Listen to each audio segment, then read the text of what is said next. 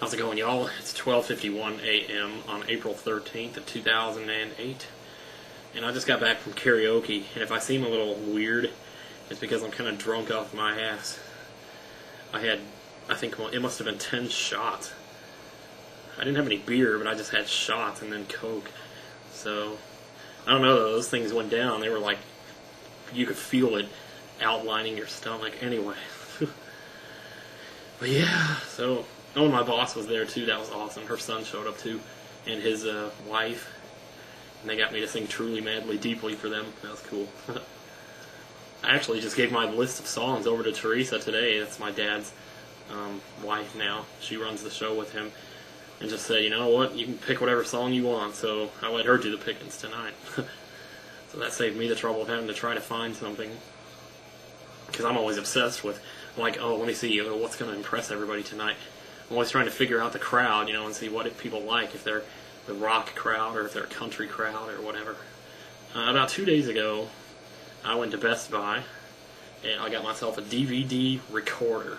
Not just a DVR like you record off a cable. I mean an actual DVD recorder, put a blank DVD in.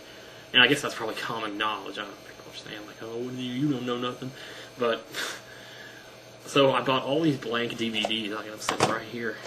And I started going through all my videotapes and copying them onto DVDs, because these videotapes take up so much room, so much space. It's like if I could get those copied onto DVDs, they'd be literally 1/4 of the space consumer that they are right now. So I'm working on that. I've got about 24 hours of footage moved over to the DVD so far, and it's been pretty fun. But anyway, well, the tape that I was copying today was from September of last year, and it had, it was me and Mom and her fiance hanging out because she came up to visit them last year. So I had footage of that. And on the footage, we kept talking about how I did so good at the casino, and I got to thinking, maybe I should go to the casino again. So, and it was like an instantaneous thing. I had to just be there. I had to go there right now, because it's like I had this overwhelming feeling like, dude, I got to do this. It's like, I'm not addicted to gambling or anything, because I haven't been there since we went in September. So basically $40 is what I had going in. So I go over to my favorite machine, which is the only machine I actually played the entire day, and I sat down, I put a 20 into it. So the maximum bet is actually almost $12. So, you could bet 2 times and go for $20 if you don't get anything.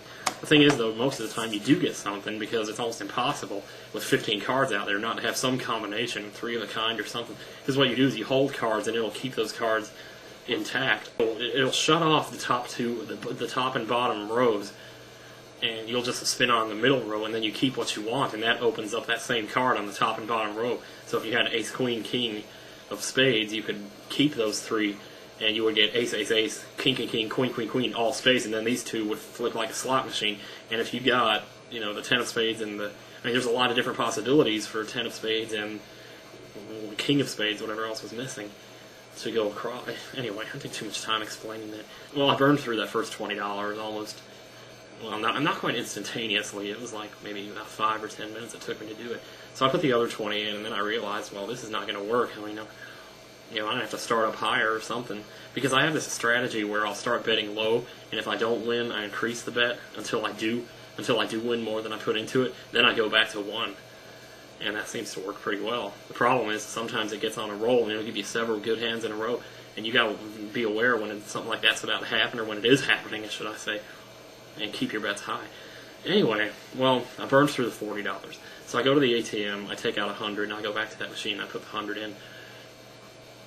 And I'm playing along, everything's fine, and all of a sudden I hit something really big. I don't remember what it was. I was playing Deuces Wild. So it must have been like some royal flushes, I think is what it was. I had a couple of royal flushes on 2 different lines.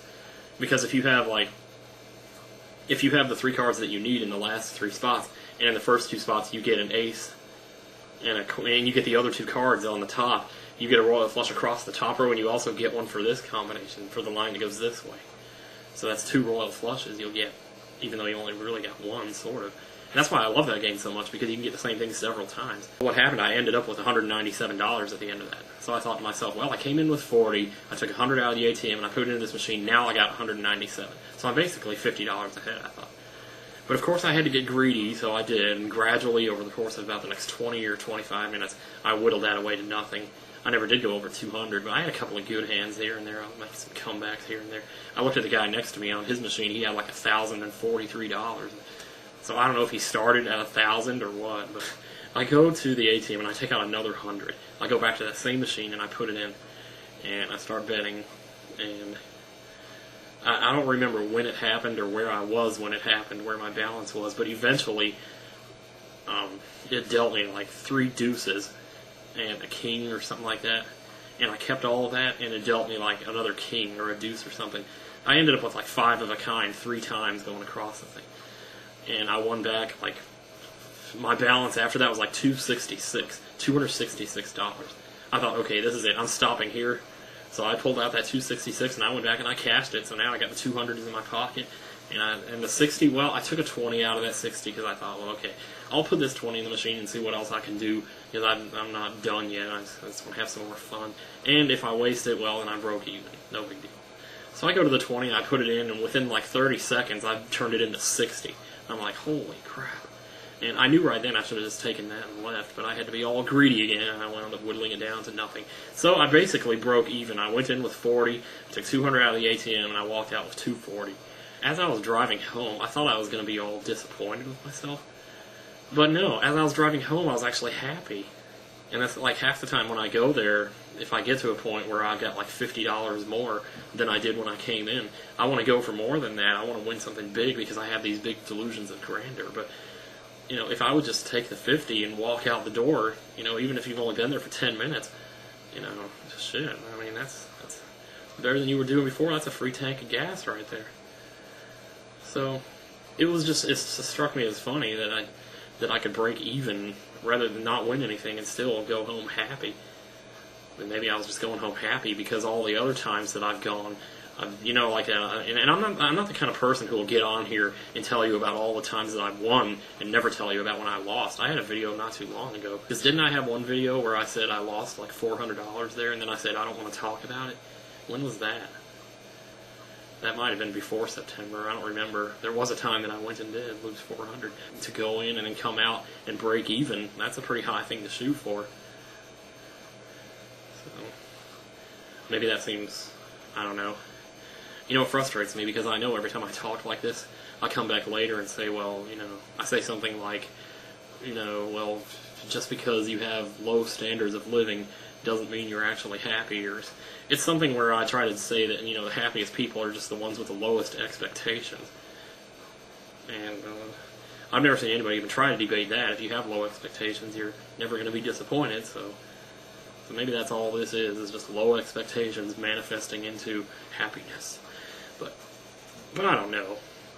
I just thought, I just never would have thought that if, you know, if someone had come up to me and told me that I was going to break even today when I went up there, I would have been disappointed, you know. But when I actually went up there and almost lost $200 and then got it back in the last second, I was thankful, you know, to be able to drive home and not have to think about what I was going to do, you know, to replace that $200. I mean, I didn't need it for anything, but I guess it's nice when you don't have a burden like that to worry about. Sometimes you have to pay the price. You know, you're always risking something when you go to play. So if you don't lose, you know, it's like if you played Russian roulette and you pull the trigger and no bullet comes out and you're still alive and you think, oh my God. You know, there's that moment of clarity that you have where you realize that you're lucky to be alive.